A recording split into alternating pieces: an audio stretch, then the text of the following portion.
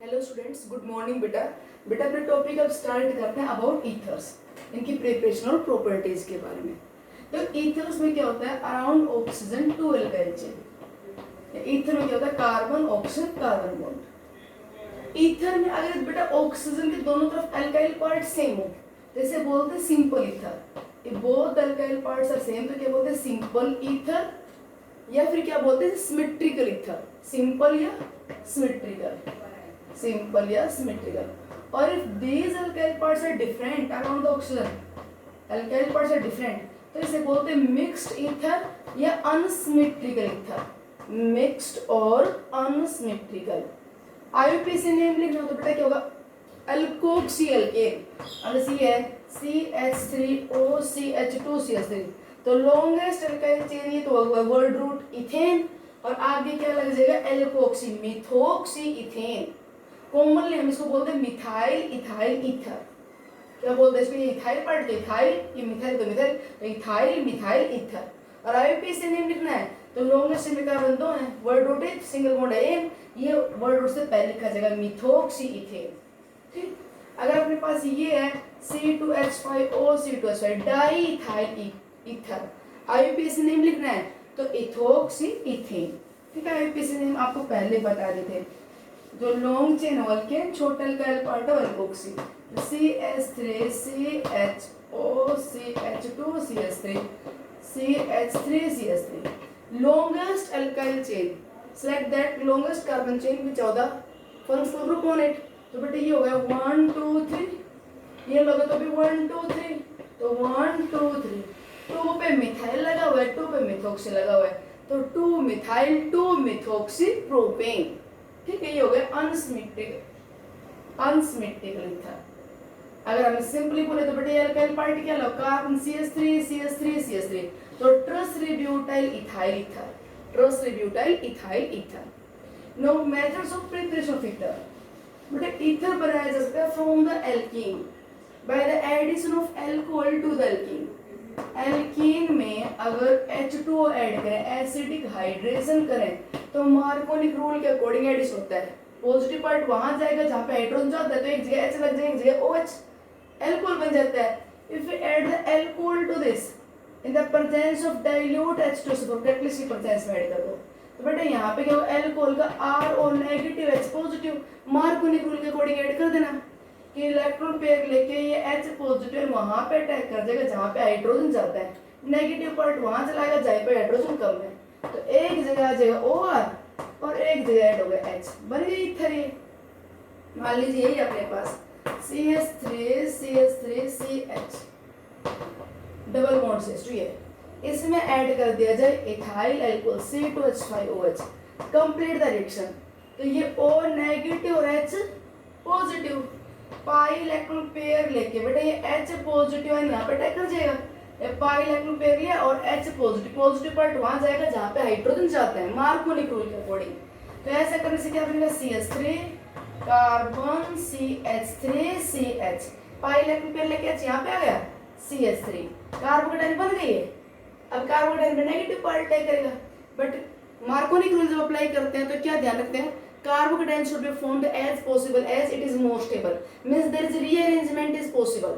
तो यहाँ पे ये क्या होगा, हाइड्राइड शिफ्ट हो जाएगी, हाइड्राइड शिफ्ट, मार्कोनिक रूल याद रखो। तो हाइड्राइड शिफ्ट होगा तो बेटा कार्बोकेटाइन ये बन जाएगी, और इसलिए फिर नेगेटिव पार्ट यहाँ आ जाएगा, मींस अपना प्रोडक्ट ये हो जाएगा, ये बन गया प्रोडक्ट। ठीक, आईयूपीएसी नेम लिखना है तो 1 2 3 4, 2 इथोक्सी, 2 मिथाइल, 1 2 3 4 तो ब्यूटेन। ठीक, तो एल्कीन में अल्कोहल के ऐड करने से क्या बन जाएगा, ईथर। OR नेगेटिव वहां जाएगा जहां पे हाइड्रोजन लेस है, मार्कोनिक रूल के अकॉर्डिंग एडिशन हो जाएगा। Next, also alcohol is prepared by the addition of diazomethane, diazomethane. ये डाईएजोमीथेन ऐड कर दिया जाए किसमें, अल्कोहल में, CH3OH, ये अल्कोहल, इसमें डाईएजोमीथेन ऐड करना है in the presence of tetrafluoroboric acid, इसके कैटलिस्ट की प्रेजेंस में ऐड कर दे डाईएजोमीथेन सर। तो बेटा यहाँ से क्या हो जाएगा, ये CH2 पार्ट H पॉजिटिव लेके ये तो बन जाएगा CH3OCH3, ये H पॉजिटिव CH2 पार्टिकल बन गया CH3 और क्या लिबरेट आउट होगी यहाँ से नाइट्रोजन गैस, नाइट्रोजन निकल जाएगी। यहाँ से हमेशा इस वाले मेथड से बेटा हमेशा आपको मिथोक्स ईथर मिलेगा, क्योंकि ये जो एल्कोहल जो भी एल्कोहल लेंगे, जैसे मान लीजिए आइसोप्रोपाइल एल्कोहल, इसमें ऐड कर दिया डाइएजोमीथेन, तो बेटा ये एल्कोहल जो OH है उसका ये H और ये CH2 ये मिलके तो क्या बना है CH3, तो CH3 O के साथ ये CH2 और H मिलकर क्या बना CH3, तो हमेशा इथर कौन सा बनेगा यहाँ से मिथोक्सी। ठीक है, जैसे अभी नाम लिखे तो 1 2 3 2 methoxy propane, nitrogen gas liberate out. और ईथर कैन बी प्रिपेयर्ड, और बेटा बन सकता है ether by the reaction of alkyl halide, reaction of alkyl halide with anhydrous silver oxide. पीछे याद दो, पीछे बताया था कि इसमें हैलोलिकन वाले चैप्टर में अगर मोइस्ट सिल्वर ऑक्साइड होता है, मोइस्ट, अगर मोइस्ट सिल्वर ऑक्साइड है तो मोइस्ट सिल्वर ऑक्साइड तो क्या होगा सिल्वर हाइड्रोक्साइड बन जाएगा, तो halide ion replace by OH और क्या बनता है एल्कोहल। अगर मोइस्ट सिल्वर ऑक्साइड है तो हैलाइड डिस्प्लेस बाय OH और क्या बनता है एल्कोहल, मोइस्ट है तो, और एनहाइड्रस है तो क्या होगा formation of ether, 2 mole of alkyl condensed with silver oxide, यहाँ पे correction every 2 mole of hello के condensed with silver oxide। तो यहाँ से क्या होगा, क्या निकल जाएगा बेटा ये AgX और ये AgX, ये सिल्वर हैलाइड निकल जाएगा, और ROR there is a loss of silver halide और क्या बन जाएगा ईथर ROR 2 मोल।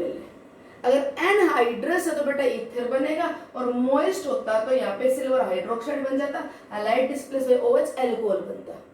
ठीक, now also ether prepared by the acidic dehydration of alcohol, important जो पीछे हम पढ़ भी चुके हैं डिहाइड्रेशन ऑफ एल्कोहल में। What happens when ethyl alcohol heated with concentrated solution of sulfuric acid at the temperature 413 Kelvin? What happens? What happens when alcohol heated with concentrated H2SO4 at the temperature 413? अगर बेटा ये 443 kelvin होता तब तो यहाँ से alkene बनता, alcohol upon dehydration give alkene, alcohol upon dehydration also give ether, important है। give the mechanism of this reaction, complete this reaction, तो बेटा 413 पे क्या होगा, it undergo intermolecular dehydration, means between the two alcohol molecules there is a loss of water occurs and by which ether formation takes place। हर दो alcohol molecule से water निकल जाए ether बन जाए, इसे बोलते हैं इंटरमोलिकुलर डिहाइड्रेशन, कि दो अल्कोहल मॉलिक्यूल है उन दो अल्कोहल मॉलिक्यूल से वाटर निकल कर ये बन गया ROR ether. Mechanism of this reaction कैसे होगी पीछे पढ़ चुके सारा, तो बेटा मैं एक स्टेप में पढ़ा रही हूँ कि इन the presence of acid this alcohol undergo protonation. First step क्या हो जाएगा, प्रोटोनेशन ऑफ अल्कोहल हो गया प्रोटोनेशन। फिर पीछे पढ़ चुके हैं आप, पीछे वाले video lecture dehydration of alcohol से आप ये रिवाइज कर सकते हो। तो दिस अल्कोहल अंडरगो प्रोटोनेशन हो गया, ये स्टेप फर्स्ट कंप्लीट। अब इसके बाद स्टेप सेकंड में क्या होता है, स्टेप जो सेकंड है वो रेट डिटरमिनिंग स्टेप है, और this step follows SN2 mechanism. Second step बेटा यहाँ पे SN2 मैकेनिज्म फॉलो करता है। यहाँ पे क्या होगा, रिमूवल ऑफ वाटर, वाटर निकलेगा और जो दूसरा अल्कोहल मॉलिक्यूल है वो साथ साथ बैक साइड से अटैक कर जाएगा, ये अटैक कर जाएगा। Removal of water and attack of alcohol occur simultaneously. A nucleophile, what is a nucleophile? Electron pair है non pair, acts as a nucleophile. तो water molecule replaced by alcohol, तो nucleophilic substitution, water गया alcohol attack करके साथ साथ। बेटा यहाँ पे वाटर निकल गया और अल्कोहल अटैक कर गया, देखो ये इलेक्ट्रॉन पेयर लेके गया, कार्बन में चार्ज पॉजिटिव आएगा, पीछे से अल्कोहल ने डोनेट कर दिया तो ऑक्सीजन ने इलेक्ट्रॉन पेयर डोनेट कर दिया, पॉजिटिव चार्ज कहाँ पे है, ऑक्सीजन पे, ये हो गया। इसके बाद नेक्स्ट थर्ड स्टेप क्या हो जाएगा, डी प्रोटोनेशन, ये H पॉजिटिव निकल जाएगा, एसिड ने अपने H पॉजिटिव दिया था, अल्कोहल को प्रोटोनेशन किया था। अब यहाँ पे ये ईथर ये बनने के बाद ये क्या हो जाएगा, लास्ट में डी प्रोटोनेशन, क्या बन जाएगा फिर, डी प्रोटोनेट होके CH3 CH2O CH2 CH3। अब आप ध्यान सुन लीजिए, this method is only used for the preparation of ether by the dehydration of primary alcohol. बेटा अगर अल्कोहल सेकेंडरी या टर्सरी है तो उससे इस मेथड से ईथर बनाना बड़ा डिफिकल्ट है, और यू कैन से ईथर बनेगा ही नहीं, मेन प्रोडक्ट एल्कीन बनेगा। अगर अपना अल्कोहल जैसे हमने tertiary butyl alcohol, what happens when the tertiary butyl alcohol heated with this, तो बेटा मेन प्रोडक्ट यहाँ पे एल्कीन बनेगा, आइसोब्यूटीन बनेगा, क्योंकि प्रोटोनेट होने के बाद इस वाटर का निकलना और बेटा पीछे से इस टर्शियरी ब्यूटाइल अल्कोहल का अटैक करना, तो यहाँ पे क्या होगा, more steric hindrance by these three group. तो यहाँ पे सब्स्टिट्यूशन होने की बजाय ये आसानी से एलिमिनेशन रिएक्शन में पार्टिसिपेट कर जाएगा। तो यहाँ से क्या होगा, ये वाटर निकला, वाटर निकलने के बाद क्या गया, इस कार्बन पे क्या गया, पॉजिटिव चार्ज, एडजेसेंट कार्बन से क्या निकल जाएगा, H पॉजिटिव, इलेक्ट्रॉन पेयर यहाँ पे शिफ्ट, और प्रोडक्ट क्या बन गया, एल्कीन। देखो H पॉजिटिव निकल गया, इलेक्ट्रॉन पेयर यहाँ पे शिफ्ट, प्रोडक्ट क्या बन गया, alkene. Tertiary alcohol, secondary alcohol easily undergo elimination and give the main product alkene instead of ether.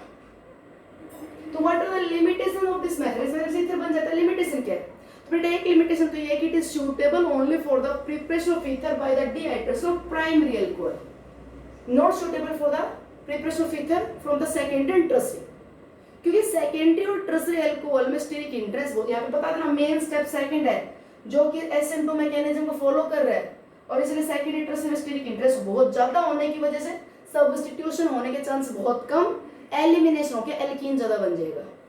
दूसरा लिमिटेशन इस मेथड ये है कि this is a suitable method only for the preparation of symmetrical ether. यहां से unsymmetrical ether बनाएंगे तो उसकी यील्ड कम आएगी।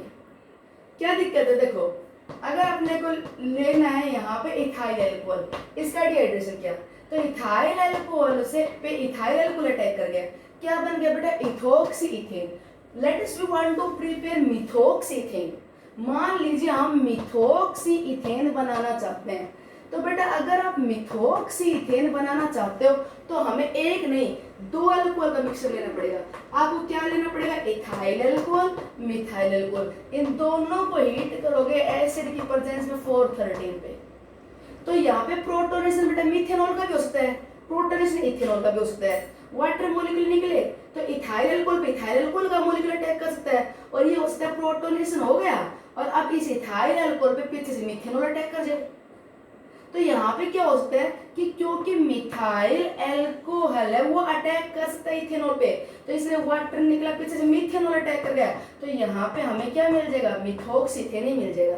पर इथेनॉल पे इथेनॉल भी अटैक कर सकता है, तो यहाँ पे साथ में आपको इथोक्सी इथेन मिलेगा, और बेटा मिथाइल अल्कोहल पे मिथाइल अल्कोहल भी अटैक कर सकता है तो आपको मिथोक्सी मिथेन मिलेगा।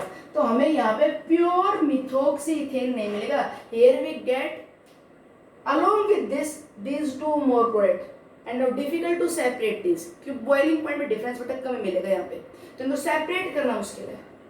तो इसलिए अगर आपको अनसिमेट्रिकल ईथर बनाना पड़ेगा तो ये बढ़िया मेथड इसलिए नहीं है क्योंकि यहाँ पे ये एक दूसरे पे अटैक तो करेंगे, साथ में खुद का मॉलिक्यूल खुद पे भी अटैक कर सकता है। तो यहाँ पे एक नहीं आपको ईथर 3 मिलेंगे, एक तो खुद का मॉलिक्यूल खुद पे अटैक करे, एक यहाँ से खुद मिथेनॉल मिथेनॉल पे अटैक कर, दूसरा यहाँ से, और एक दूसरे पे अटैक कर, तीसरा यहाँ से, तो यहाँ से मेरे को 3 ईथर मिलेंगे। तो by the acidic dehydration of alcohol ether बन जाता है। बट लिमिटेशन क्या है इसकी, कि एक तो ये कि this method is suitable for the preparation of ether from the primary alcohol, पहली बात तो ये, और दूसरा ये कि it is suitable for the preparation of symmetrical ether, कि आप एक ही टाइप के अल्कोहल लो ताकि इसी का प्रोटोनेशन होकर इसी के मॉलिक्यूल अटैक करें, तो आपको एक मिल जाएगा प्रोडक्ट। अनसिमेट्रिकल ईथर बनाने के लिए बेटर ऑप्शन नहीं है ये। No method of preparation of ether by Williamson synthesis, बहुत important, very important, Williamson synthesis, name reaction बेटा, Williamson synthesis। Most of ether preparation is carried out by using this process, Williamson synthesis. It is a better method for the preparation of ether. It is a better method for the preparation of symmetrical as well as unsymmetrical ether। आप इसे कोई सा भी ether बना सकते हो, symmetrical भी unsymmetrical, कोई प्रॉब्लम नहीं है। विलियमसन सिंथेसिस रिएक्शन देखो क्या है, here the hello alkane alkyl hide undergo nucleophilic substitution reaction. पिछला हेलो अल्केन की जब केमिकल प्रॉपर्टी पढ़ी तभी आया था कि halide and displaced by alkoxide ion if halo alkane treated with sodium या potassium alkoxide, तो ये होता है alcohol R-OH। alcohol से react with sodium and potassium, ये बॉन्ड क्लियर हो जाता है, तो एल्कोहल में सोडियम पोटेशियम डाला तो H positive replace by sodium, ये बन गया बेटा sodium alkoxide. This alkoxide ion act as a nucleophile. ये बॉन्ड आयन निकाल सकता है जगह दैट सोडियम आयन फ्री हो जाएगी, एल्कोक्साइड आयन यहाँ पे एज ए न्यूक्लियोफाइल बिहेव करेगा. This halide can be easily substituted by alkoxide. Halide ion replaced by alkoxide ion, ये होगा formation of ether by Williamson synthesis. बेटा ये रिएक्शन एक ही स्टेप में कंप्लीट हो गई. This reaction means follows SN2 mechanism. If hello alkane में halide ion निकले साथ साथ दूसरा न्यूक्लियोफाइल यहाँ पे अटैक कर गया तो मैकेनिज्म कौन सा SN2. अब तो याद रखना Williamson synthesis of follows SN2 mechanism. ये विलियमसन सिंथेसिस रिएक्शन एक स्टेप में कंप्लीट हो गई. कोई कहते मैकेनिज्म लिखो, हैलाइड आयन जाके से गई पीछे से एल्कोक्साइड अटैक कर गया. अब इस मेथड में भी आपको एक ध्यान रखना पड़ेगा. यहाँ पे भी एक इंपॉर्टेंट बात है कि if that follows SN2 mechanism then you always select a haloalkane of that type where the steric hindrance is minimum. बेटा ऐसा haloalkane लेना जहाँ पे steric hindrance कम से कम हो. आपको पीछे याद होगा कि haloalkanes में अगर SN2 मैकेनिज्म होता है तो methyl halide are more reactive, उससे लेस रिएक्टिव प्राइमरी, उससे लेस रिएक्टिव सेकेंडरी, उससे less reactive tertiary towards SN2. अगर आप ये अल्काइल ग्रुप लेते जाओगे तो स्टीरिक इंटरेंस बढ़ती जाएगी और ये अटैक होना डिफिकल्ट होता जाएगा. तो अगर अपने को आप ध्यान सुनना, अगर विलियमसन सिंथेसिस से ईथर बनाना है then you always alkyl lead of such type where the alkyl part is of as possible as small size. Alkyl lead primary हो और अल्काइल पार्ट छोटे छोटे हो so that steric hindrance felt by it minimum and nucleophilic attack occurs easily.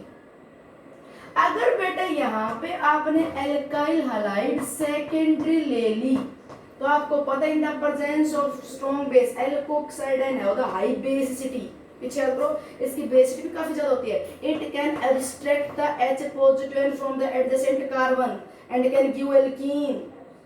तो अगर alkyl halide secondary ले ली तो secondary alkyl lead में स्टीरिक इंटरेस्ट ज्यादा होगी और वो न्यूक्लियोफिलिक सब्स्टिट्यूशन की बजाय एलिमिनेशन रिएक्शन में इन्वॉल्व हो जाएगा. ये एल्कोक्साइड आयन एडजेसेंट कार्बन से H पॉजिटिव निकाल लीजिएगा और मेन प्रोडक्ट बेटा यहाँ पे ईथर कम एल्कीन ज्यादा बन जाएगा. एल्कीन ज्यादा बन जाएगा.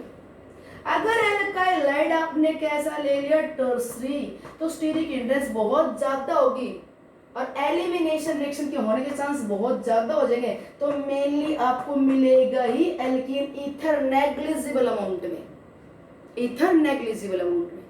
तो अब किस बात का ध्यान रखेंगे कि अगर हेलो अल्केन में हैलाइड आयन को रिप्लेस करके आप एल्कोक्साइड आयन अटैक करवा रहे हो और ईथर बना रहे हो तो you use always alkyl lead of such type where the steric hindrance is as possible as minimum. Means आप अल्काइल लेड प्राइमरी सेलेक्ट कीजिए, उसमें प्राइमरी में भी वो सेलेक्ट कीजिए जहाँ पे अल्काइल पार्ट छोटे छोटे साइज का हो. करें आप अप्लाई इसको. जैसे ये कहते हैं प्रिपेयर मिथोक्सीइथेन बाय विलियमसन सिंथेसिस. ध्यान से देखना कि प्रिपेयर मिथोक्सीइथेन बाय विलियमसन सिंथेसिस. ये ईथर बनाओ विलियमसन से. देखो अपने पास दो ऑप्शन है, दो तरह से हो सकते हैं यहाँ पे रिएक्शन. क्या? एक तो क्या ले लिया जाए मिथाइल हैलाइड और पीछे से क्या अटैक कर जाए सोडियम इथोक्साइड. ठीक, मतलब यहाँ पे ऑक्सीजन की दोनों तरफ दो अल्काइल पार्ट है. एक तो ले लेना बेटा RH और एक क्या लेना RO नेगेटिव. क्या होगा halide ion displaced by this Williamson में मैकेनिज्म हमेशा ध्यान रखना कौन सा ओपे होगा SN2. तो क्या होगा C2H5OCS3 बन गया मिथोक्सीथेन. दूसरा ऑप्शन ये कि आप क्या ले ले CH3CH2X और इस पे अटैक कर जाए बेटा कौन, ये सोडियम मिथोक्साइड. तो यहाँ पे क्या होगा this halide replace by this और यहाँ से भी क्या बन जाएगा CH3CH2OCS3. ईथर तो यहाँ से ही बन गया.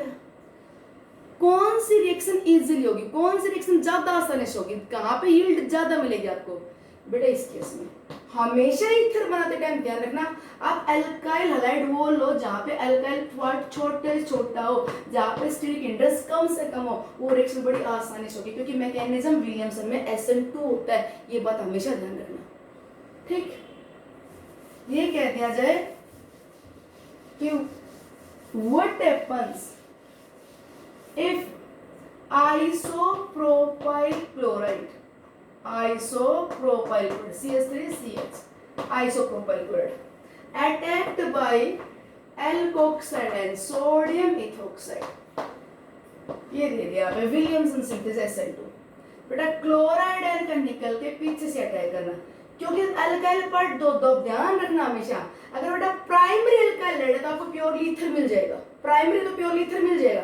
अभी सेकेंडरी यहाँ पे क्योंकि मोर स्टीरिक हिंड्रेंस और ये अटैक तो कर जाएगा CH3CH3H इस क्लोराइड आयन के निकल के पीछे से अटैक तो कर जाएगा, बन तो जाएगा ईथर, बट इस ईथर के बनने के चांस बेटा 20%, लगभग 20% बनेगा। सेकेंडरी में स्टीरिक हिंड्रेंस ज्यादा होगी, इसकी बजाय तो ये क्लोराइड आयन निकल के और ये जो एल्कोक्साइड आयन है ये यहाँ से क्या निकाल लीजिएगा, एडजेसेंट कार्बन से H पॉजिटिव, और H पॉजिटिव निकाल लीजिएगा तो इलेक्ट्रॉन पेयर यहाँ पे शिफ्ट और प्रोडक्ट क्या बन जाएगा, एल्कीन। एक मिनट, क्लोराइड आयन निकल गया और एडजेसेंट कार्बन से क्या निकाल लेगा, यहाँ से H पॉजिटिव और इलेक्ट्रॉन पेयर यहाँ पे ये शिफ्ट और प्रोडक्ट मेनली क्या बन जाएगा, CH3CH double bond CH2। Chloride ion निकला और एडजेसेंट कार्बन से क्या निकाल लेंगे, स्ट्रॉन्ग बेस H पॉजिटिव। यहाँ पे एल्कीन 80% रहेगा, ये बातें ध्यान रखनी पड़ेगी। तो सेकेंडरी अल्काइल ले लिया तो एल्कीन बनेगा 80%। अगला सुनिए, ये दे दिया जाए कि if transbutyl chloride is given and that attacked by sodium ethoxide, और आपको रिएक्शन कंप्लीट करके दे दी कि this chloride displaced by this, और ये लिख के दे दिया आपको कि there is a formation of transbutyl ethyl ether. NCERT question, बेटा ये एनसीईआरटी क्वेश्चन है, ये कह दिया जाए it is a suitable method for the preparation of transbutyl ethyl ether. जो आपने लिखा है क्लोराइड आयन निकल कर पीछे से अटैक कर गया, ये it is suitable method for the preparation of the given ether. ये आंसर गलत है, नो। इस ईथर के बनने के चांस बेटा less than 1%, that will form in negligible amount because there is a much more steric interest that easily undergo elimination. तो गाय के ईथर बनाने के लिए सही मेथड है, तो आपका आंसर होगा no. What will be the product here, तो इस रिएक्शन का बेटा मेन प्रोडक्ट क्या होगा कि क्लोराइड आयन निकली और ये हाई बेसिसिटी की वजह से एडजेसेंट कार्बन से आसानी से H पॉजिटिव निकाल लेगा, और मेन प्रोडक्ट आपका ईथर नहीं ट्रांसरियल का लड़ा, ध्यान रखना बार बार। तो क्या बनेगा, एल्कीन। ये मेजर प्रोडक्ट होगा, यहाँ पे 99.9% ये मिलेगा आपको। उसके बनने के चांस तो 1% से भी लेस बता रहे हैं हम, बहुत कम है, ये होगा मेन। फिर ये कहते साथ साथ कि give a suitable method for the preparation of this ether. इस ईथर को बनाने के लिए कोई और सूटेबल बता दो मेथड, तो विलियमसन सिंथेसिस से ईथर बन जाएगा। पर क्या करना, आप इसमें छोटा अल्काइल पार्ट अल्काइल ले लो, मींस क्या ले, CH3CH2Cl ये ले लो, अल्काइल क्लोराइड ये ले लीजिए, और अब इस पे अटैक कर जाए कौन, ट्रांसब्यूटोक्साइड, ये अटैक कर जाए यहाँ पे, ये ले लीजिए। तो क्या होगा, chloride ion now displaced by this. अब यहाँ पे स्टीरिक इंडेक्स कम फील करेगा आने वाला न्यूक्लियोफाइल, तो अब यह क्लोराइड आयन निकल जाएगी और बेटा पीछे से ये ट्रांसब्यूटोक्साइड अटैक कर देगा, and then we get this ethyl transbutyl ether. Now what are the limitation of Williamson synthesis?